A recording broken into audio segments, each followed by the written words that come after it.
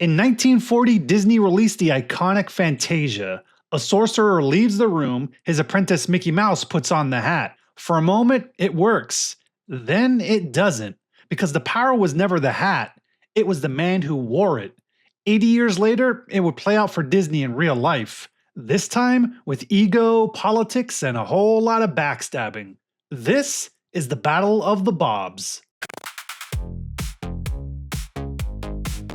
February 25th, 2020. Bob Iger, Disney's 6th CEO, announces he's stepping down after 15 years. He reshaped the cartoon and theme parks company into a $200 billion media empire. The guy who could schmooze around Hollywood, sit with agents, talent, and executives. For years, his license plate holder on his silver Porsche asked one question: is there life after Disney? Well, he was about to find out. His successor? Another Bob Chapek. Very different resume. Chapek came up through home video in the early 90s, spent 27 years inside Disney, and built his career running supply chains. He was a reliable company man. The only executive who called Iger boss instead of Bob. A year earlier, Disney closed its massive acquisition of 21st Century Fox. To oversee integration, Iger extended his contract as CEO again, his 6th extension. At one point, Iger had told Chapek to meet each board member one-on-one to build trust. Chapek scheduled those meetings, but Iger's contract was extended, so the urgency faded and he canceled them. Those relationships never got built. CFO Christine McCarthy pulled Iger aside and laid it out. Chapek lacked film and TV experience, he had no sports media connections or Hollywood connections either. He also lacked charisma and personality. Iger backed him anyway, but he did add something to calm the board down. And also something that would complicate everything. He told them he'd still be around. The board eventually went with his recommendation. The night before the announcement, though, it nearly fell apart. Normally, the CEO reports to its board. Iger wanted something else. He wanted Chapek reporting to him, too. That's not how most transitions work. But Iger pushed it, and the board agreed to it. Right there in the press release for everyone to see, Chapek would report to the board and to Iger. He might be stepping down, he wasn't stepping away. The board believes Chapek can manage operations while Iger stays on guiding creative strategy. The next morning on Disney's Burbank lot, they sit on stage together in matching director's chairs to make the announcement. And the two couldn't be more different. Iger is and looks like a true Hollywood mogul straight from Central Casting. Chapek looks exactly like what he is, a career operations manager, no offense to him. Then Iger makes a joke about some employees calling him Big Bob and Chapek Little Bob. Everyone laughs, a little too well, and that little joke would be a sign of things to come. Inside Disney, people already have other nicknames: Handsome Bob and Boring Bob. Behind the scenes, Disney's executive floor turns into a snake pit. People have picked sides early. Weeks into the job, Chapek was already feeling it. He told his chief of staff he didn't think he could survive 2 years because Iger's presence hung over everything. Iger built such a powerful empire and reputation that the company could barely function without him. He was to Disney what Steve Jobs was to Apple, iconic leaders who were inseparable from their companies. Before Jobs died in 2011, he urged Iger not to stay so long that he missed out on what life had to offer. But for Iger, Disney was life. And when the board suggests Chapek move into Iger's huge office, Iger refuses. He tells Chapek he lives for what he calls 2 shower days. Inside Iger's office is a private shower that he uses before nighttime events like movie premieres or big ceremonies. So instead, the new Disney CEO Bob Chapek moves into a smaller office on the same floor. The two Bobs sit side by side on CNBC for an interview. Iger got asked who's actually in charge. He answered, Bob is going to be running the company. But as Chapek speaks, Iger stiffens and his eyes drop to the floor. At home, even Chapek's wife saw it. She told him he looked like Iger's lapdog. Sure, Chapek inherited the throne, but Iger still owned the kingdom. The Magic Kingdom. Yeah, sorry I had to. March 11th, 2020. COVID hits hard. Disney executives fly to Raleigh, North Carolina for the company's annual meeting right before the world shuts down. On the flight, Iger catches Chapek off guard, tells him he's leading the Q&A. Iger used to call it "Stump the CEO." Chapek is nervous. Public speaking was never his strength. Iger spent most of the flight flipping through photos on his iPad, and Chapek tries to steer the conversation back to prep. But Iger kept showing his photos with celebrities and shots of his new yacht design. Eventually, Chapek gives up and moves to the back of the plane and studies alone. Iger notices, walks to the back, and offers to help. But Chapek says he's fine and says he'll just read the materials to get ready.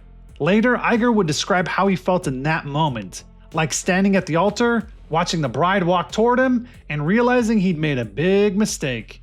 But it was too late. The flight back is even worse. California Governor Gavin Newsom called Iger, not Chapek, to discuss whether Disneyland should close. Iger and Newsom agreed to close the park. Chapek found out after. This wasn't even his lane anymore. Iger was supposed to be there for creative only. But Iger made the call anyway, and the governor publicly praised him for it. Chapek later tells his friends that this is his first sign Iger regrets stepping down. Back in Burbank, it keeps happening. Iger holds meetings with division heads, and Chapek isn't invited. The shadow CEO never left. In what was originally thought to be a temporary setback, COVID shuts down Disney's entire business. Parks close, film and TV production stops, and ESPN runs out of live sports. It got so bad at ESPN they filled airtime with the movie Air Bud. Profits are down 91%. Chapek wants to furlough 100,000 employees, about half its global workforce, to save about $500 million a month in losses. Iger wants to wait for federal relief. The furloughs happen eventually. Both men take pay cuts. Chapek announces he'll give up half his salary. Iger announces he'll give up all of it. The headlines wrote themselves. Chapek lays off 100,000 people.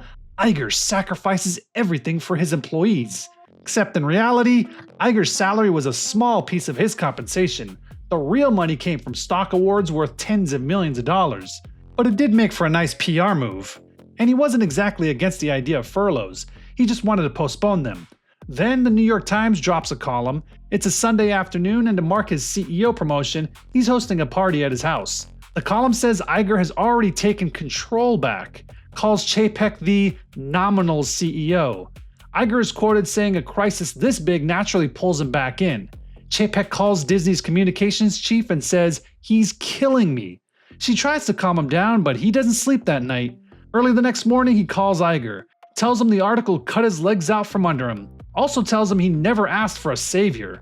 The call escalates and turns into a shouting match between the two. Iger later tells friends that no one in his entire career had ever spoken to him with that kind of disrespect. As far as he's concerned, the relationship is done. Then Iger says something that really rattles Chapek.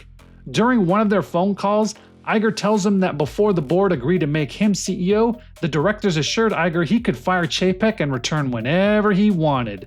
And for the first time, Chapek takes his concerns to the board. He calls Susan Arnold, chairman of Disney's board, the person he basically answers to. She brushes it off and says the board never agreed to that and tells him that's just how Iger is and to let it go. Chapek wouldn't let it go. He felt like he had a guillotine hanging over his head that Iger could drop at any moment. Bob Chapek's big vision? Turn Disney into a streaming-first company like Netflix. For decades, Disney operated like a federation of powerful creative kingdoms. You had studios like Pixar, Marvel, Lucasfilm, each off on their own, running their own empires. Chapek wanted to centralize all of it. Is separate out the folks who make our wonderful content based on tremendous franchises from the decision making in terms of where the prioritization is in terms of how it gets commercialized into the marketplace. So in October of 2020, he announces a massive reorg. He creates DMED, short for Disney Media and Entertainment Distribution. He appoints Kareem Daniel to run it. The plan is simple. Take power away from the studios and give it to one unit, deciding what gets funded, what goes to theaters, what goes to TV, and what goes to streaming. Daniel is a 46-year-old executive who first worked with Chapek as a Stanford MBA intern. Chapek's first choice had actually been Alan Bergman, the well-respected head of Walt Disney Studios. Bergman said he'd think about it, and then he called Iger. Iger told him to tell Chapek what he really thought, that DMED was a terrible idea. Bergman eventually turned down the offer, so Chapek went with Daniel, a loyalist. And it didn't go over well. Suddenly, creative executives at Marvel, Lucasfilm, and Pixar report to a management consultant with no Hollywood background. Daniels shut down ideas bluntly and didn't have the usual Hollywood polish. He didn't play the room or stroke any egos. So they complain, loudly. At premieres, Daniels sometimes needed help working the red carpet, communication staff guiding conversations and introducing him to people he was supposed to know. Word gets around town and it's an embarrassing look. Chapek meets Iger at his house and spends 2 hours walking through the reorg plans. He left thinking that they both had alignment. 10 minutes into the drive home, his phone rang. It's Alan Bergman and he said Iger isn't on board with the reorg. That he hated the idea. Chapek pulled over and called Iger. Iger confirmed it. He didn't like it. Chapek asked why he hadn't said anything in the meeting. No real answer. Chapek pushed forward anyway. The board backed him, and Iger didn't formally object. DMED launched. Chapek believed it was the move that would transform Disney. Well, it was a fatal mistake in a company where loyalty still belonged to one man that had that extra shower.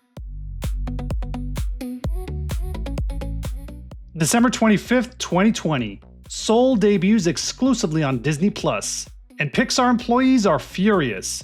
Soul was supposed to be a prestige theatrical release, the kind of film that wins Oscars. Instead, it becomes streaming content. Then it happens again when Luca goes straight to Disney+. Pixar doesn't want to be a streaming content farm. They want their movies on the big screen, not the phone. Here's the extra slap in the face. Disney releases Raya and the Last Dragon on Disney+ Premier Access. $30 extra to watch those on release. But Pixar? No special price. Then in January of 2022, Turning Red gets pulled from theaters and sent straight to Disney+, the third Pixar film in a row to skip theaters. Pixar loses faith in Chapek's leadership. The same studio Iger called the best acquisition I ever made. July 9th, 2021. Black Widow debuts simultaneously in theaters and on Disney Plus Premier Access for that $30 extra. There's a problem though. Scarlett Johansson's contract is tied to box office performance. And surprisingly, the opening weekend looks pretty good. But Disney does something unusual. Instead of talking up box office, they brag about how it made $60 million from Premier Access. Johansson looks at that and says, yeah, that's great and all, but I'm suing for $50 million. And the whole thing about Bob Chapek not being a Hollywood schmoozer really comes through at this moment, because the response stuns Hollywood. Disney calls out the lawsuit, basically saying it felt tone deaf and ignored just how brutal and drawn out the pandemic had been. Then they go further. Disney tells the world Scarlett got paid $20 million upfront for the film. So of course, the Hollywood community loses its mind and blasts Chapek. Eventually, the lawsuit gets settled. Sources say the deal runs to more than $40 million. So Johansson walks away with more than $60 million for Black Widow. But here's the thing that makes it even worse. Iger had actually approved the public statement. The response came from both of them, but nobody called him out on that. Instead, Chapek took the blame. November 19th, 2021. Iger doesn't want a farewell ceremony at Disney. He can't stomach the idea of Chapek hosting it. So he and his wife Willow Bay decide to host a party at their Brentwood home. And every major Hollywood A-lister shows up. Now here's the funny thing. Bob Chapek wasn't even supposed to be there. Iger had picked a date when he knew he'd be out of town. But Chapek cancels his trip and shows up anyway. As guests arrive, Willow Bay is in full host mode at the door, hugging people, calling them by name, making a big show of how far they came. Then Chapek steps up, and the tone changes. No hug, no warmth, just a quick polite hello, the kind you give someone you pass in the hallway. And then she's already turned back to gushing over the next guest. But the embarrassment for Chapek wouldn't end there. During his speech, Iger thanks dozens of people who helped his career. Then he spotted Al Michaels in the crowd and lit up. Back in the ABC days, Iger had been Michaels' assistant, hauling gear and covering dirt track racing in Indiana for Worldwide of Sports. He then glanced over at Chapek and says, "That's your area, isn't it, Bob? You know all about dirt tracks." The room laughed. Chapek was upset and hurt at being mocked. Iger keeps climbing through his career story, thanking everyone along the way. Then he reaches the present day. Now you'd think he'd acknowledge the CEO handoff, say something about his successor. Nope. Instead he wraps it up and thanks everyone for coming. Not even a pity sentence for the new CEO. Chapek felt every eyeball in the room turn toward him. His face went red, he stood up and walked out. Their feud is now public. November 30th, 2021. Iger presides over his final board meeting as chairman. He could have been graceful. He wasn't. During an executive session with Chapek out of the room, Iger unloaded. He said the culture he'd spent 15 years building was crumbling. Afterward, Iger, who was usually the life of the party, seemed down at the board's farewell lunch. They play a video tribute and someone gave him a pair of custom Nike sneakers as a gift. Chapek steps up and gives him 2 gold coins with Mickey Mouse stamped on them. It's a sailing tradition. You place them under the mast of a new yacht. Supposed to protect against pirates. A little too on the nose if you ask me. In private with allies, Chapek starts using a specific word for what Iger is doing. Assassin. March 28, 2022. Governor Ron DeSantis signs the Parental Rights in Education bill. Opponents call it the Don't Say Gay bill. Iger tweets his opposition to the bill. Behind the scenes, Chapek was worried the company was becoming too political. He's lobbying quietly, trying to keep Disney out of the culture wars without making a public statement. Susan Arnold told him the company should at least sign on to a broad industry letter opposing anti-gay legislation. Dozens of major corporations had already signed. Chapek agreed to sign it, just didn't follow through. When the board found out, Susan was furious. Chapek texted her, "My bad, we decided not to sign. I got busy and forgot to tell you." That didn't go over well. A group of activist employees stage walkouts and blast Chapek for not, in their eyes, understanding the threat to LGBTQ+ communities. Then Iger goes on CNN to say the bill is about right and wrong, and that it seemed wrong. The message from Iger was clear. I would have handled this differently. Eventually, Chapek is forced to take a stand. In a letter to employees, he writes, "You needed me to be a stronger ally in the fight for equal rights, and I let you down. I am sorry." He pauses political contributions in Florida and publicly condemns the bill. DeSantis fires back instantly. The Florida legislature strips Disney of its special governing status at Reedy Creek, a privilege the company held for over 50 years. Inside the board, directors discuss for the first time whether Chapek was the wrong choice. Some are openly critical and explore whether a director could step in as an interim CEO. Nobody brings up Iger. Not yet, at least. June 8, 2022. Peter Rice gets called into a meeting. Rice runs Disney's television business, ABC, FX, Hulu. He's one of the most powerful and well-liked executives in media and a potential CEO successor. In a conversation lasting 7 minutes, Chapek tells him he's out. Says he's not a fit for the new culture. Rice pushes for specific examples. Chapek tells him now's not the time and ends the meeting. 10 months earlier, though, Chapek extended Rice's contract based on how well his business performed. The tradition at Disney is that when a senior executive leaves, you give them a production deal, a cover story, and a farewell. Rice got 7 minutes. One theory spreads fast. Chapek saw a threat and removed it. June 28, 2022. Disney's board meets in Florida and makes it official. Carl, Disney announcing that its board has voted unanimously to extend CEO Bob Chapek's contract as CEO for another 3 years. The chair of Disney's board, Susan Arnold, issuing a statement saying Disney was dealt a tough hand by the pandemic, yet with Bob at the helm, our businesses, from parks to streaming, not only weathered the storm, but emerged in a position of strength. Chapek feels validated. Well, that doesn't last long. Disney Plus is bleeding money at the worst possible time. Just 2 months earlier, the entire streaming bubble burst. Netflix lost subscribers for the first time in a decade, and shares dropped 35% in a single day. Overnight, investors stopped caring about subscriber counts and started caring about profit. Investors started circling and activists pushed for change. Meanwhile, Bob Iger enjoyed retirement.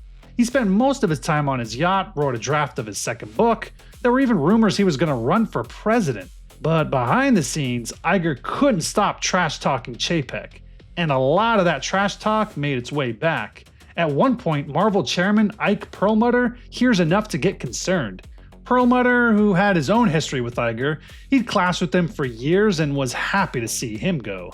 But now Perlmutter's sources inside the company were convinced Iger was plotting a return.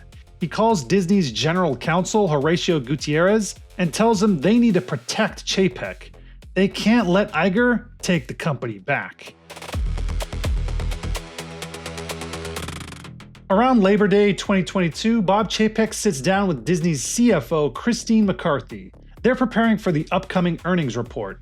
There's a gap between what Wall Street expects and what Disney is gonna deliver. But Chapek isn't worried. Subscribers are still growing, and Kareem Daniel keeps telling him streaming is killing it. A few weeks later, the board sees the real numbers. McCarthy walks them through it. There's no good news first and bad news here. The very first slide in her presentation: major earnings miss. Streaming costs are exploding, with losses heading towards $1.5 billion for the quarter, more than double the year before.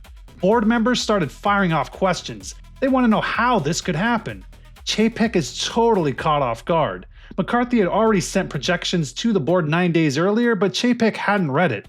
He assumed it matched the tone of their earlier conversation, the whole killing it vibe. Now he's hearing the full picture in real time, in front of the board. About an hour in, Chapek has had enough. He stares at McCarthy, taps his watch, then takes it off and starts swinging it back and forth like a pendulum.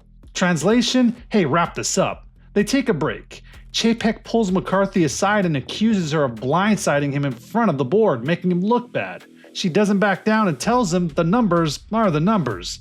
After the break, the board meets separately, first with Chapek, then with McCarthy. She explains Chapek came after her for presenting the truth. One of the board directors asks the question everyone is now thinking: is he up to the job?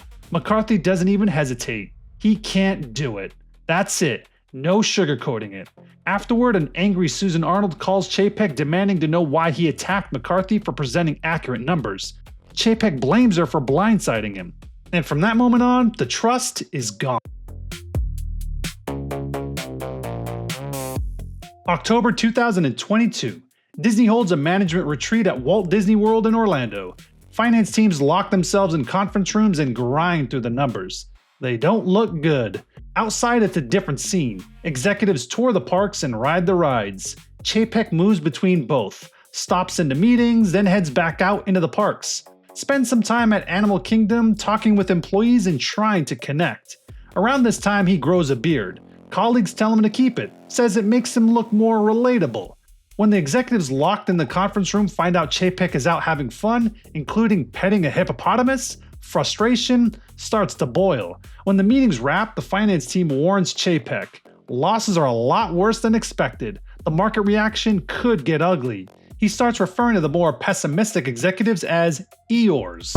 At one point, he starts referring to some of the female executives as the mean girls, feels they're ganging up on him. And this is when the executive team turns on him, permanently. November 8th, 2022. Disney reports fourth quarter earnings. At first glance, there's a positive. Disney Plus adds 12.1 million subscribers, beating expectations. Then, the rest hits. Streaming losses, $1.47 billion in a single quarter. Revenue misses expectations, and their guidance for the next fiscal year disappoints. The stock drops 13% the next day. The worst one-day drop for Disney since the September 11th attacks that rocked the stock market. Disney's market cap loses $24 billion in value in one day. The worst year for Disney stock since 1974. The relationship between Chapek and CFO Christine McCarthy is totally shot. Chapek leaves her out of a board meeting and starts telling people McCarthy's lost focus. Says she's distracted by her husband's health and she's unstable. Those comments make their way around the company, and eventually back to her. And this is where she makes her move. Behind Chapek and the board's back, Christine McCarthy calls Bob Iger to see if he'd come back. He's been telling friends he doesn't like where Disney is headed. Days later, Iger meets with senior executives Alan Bergman and Dana Walden. Both vent about how bad things are. Walden asks if he'd consider coming back. Iger says the board would have to make that call. She tells him to call Susan Arnold. Iger won't make the first move. If Susan wants to talk, she has his number. That same weekend, Chapek flies to Palm Beach to meet Nelson Peltz at his oceanfront mansion. The activist investor spends 2 hours making his case for change at Disney. Afterward, Chapek briefs Perlmutter, but doesn't tell the board. Iger finds out anyway. Nothing stays private at that level. November 17, 2022. The board holds a special meeting to discuss the Peltz situation. He's been making a lot of noise in the media about demanding a board seat and management changes. The board can't stand Peltz and makes it clear to Chapek that Disney wants nothing to do with him. Susan orders Chapek to have no further contact with Peltz. Chapek doesn't like that. He feels his power slipping. And that Friday, Walden calls Iger and cancels a walk they had planned for that afternoon. And at 3 p.m., Susan calls Iger, and they clear the air. She apologizes for the tension between them. That matters to Iger. Without that, he wouldn't have considered it. Then she asks him if he would come back. He accepts, but on 3 conditions. He wants it announced immediately, it has to be for a limited time, they agree on 2 years, and he offers to serve without pay. The last one didn't really stick. His final contract would include a base salary, bonuses, and up to $25 million a year in stock incentives. The call lasts 15 minutes. That's all it takes. She then orders a board meeting for Sunday and tells Gutierrez to organize it without Chapek. During the meeting, Gutierrez delivers a death blow verdict. The senior leadership team has turned on Chapek, and key creative talent might leave.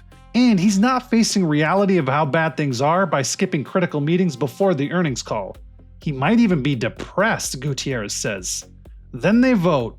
It's unanimous. Chapek is out. Iger is back in. November 20th, 2022. Dodger Stadium. Elton John's final US show is live streamed on Disney+. It's a big moment for the company. Chapek is set to introduce Elton John on stage. As the team prepares at Dodger Stadium, word starts spreading. Chapek isn't coming. He's at home when his phone rings. Susan Arnold gets straight to the point. Effective immediately, you're out. Despite everything, Chapek isn't prepared for something this sudden. He asks why.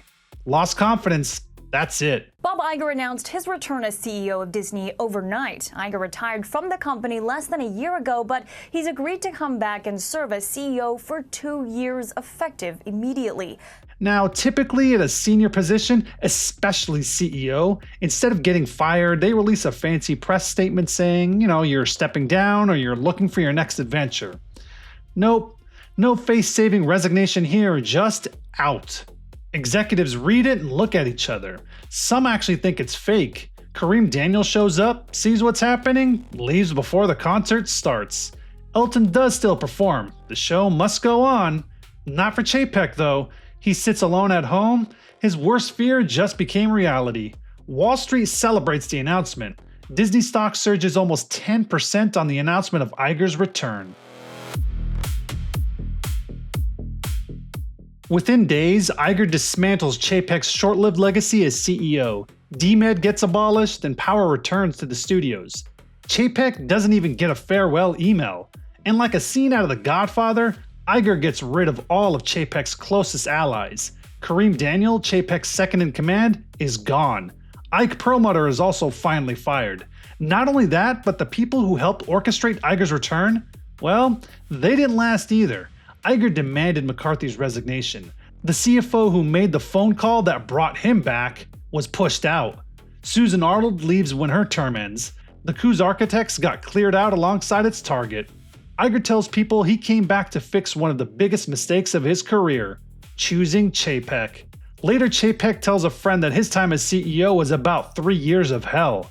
He mostly disappeared after that. Took a sweet severance package north of $20 million and kept a low profile. At one point, a lawyer said he had a strong legal case against Iger and Disney for interfering with his role.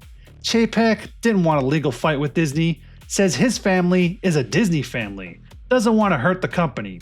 A company man through and through, all the way to the end. Go back to 1940s Fantasia. You know, the sorcerer leaves the room, Mickey puts on the hat, one broom turns into 10, the buckets keep coming, water starts to rise, he tries to stop it, he can't. The sorcerer walks back in, he takes the hat back. Sure, Bob Chapek had the title of CEO, but he was never truly CEO. He commanded the brooms, sure, DMed, the streaming pivot, the parks. For a minute, it even felt like it was working. Then things started stacking up. COVID shuts down the business, Pixar pushes back, the Scarlett Johansson lawsuit, streaming posts $1.5 billion lost in a single quarter, the stock drops hard, the Florida political fight, his own executives turned on him. The water kept rising and rising. Bob Iger walked back in, he raised his hand and took the hat off Chapek's head. And Chapek stood there, alone, at home, while Elton John played Dodger Stadium and Disney celebrated without him. And for a minute, it worked. The stock popped and Hollywood opened its arms back to Iger. Yeah, but real life isn't always as simple and clean as a movie. Streaming was still bleeding money, and the company was releasing bomb after bomb after bomb after bomb after bomb. Even the stock told the story. It did pop when Iger returned. Then it drifted back down again. The board doesn't come out of this looking great either. They backed Chapek, extended him even, said he was the right person for the job. Then a few months later, changed their minds. Even Hollywood started to turn on Iger during the strike. We've got a message for Mr. Iger. We don't expect you to understand who we are, but we ask you to hear us, and beyond that, to listen to us. When we tell you we will not be having our jobs taken away and giving to robots. We will not have you take away our right to work and earn a decent living. And lastly, and most importantly, we will not allow you to take away our dignity. Chapek didn't drown because he was incompetent. He drowned because the sorcerer built a kingdom that only worked when the sorcerer was wearing the hat. Then he left the room, stood outside the door, and watched the water rise. The palace coup succeeded. The problem stayed because Disney's real curse was never Bob Chapek. It was building a $200 billion media empire that couldn't survive without one man's magic. And the hardest part? The sorcerer had to leave the room again. Iger said 2 years for his return, then extended his contract through 2026. The man who couldn't stay away had to figure out how to leave all over again. Now it's up to someone else to wear the hat and make sure the water doesn't rise.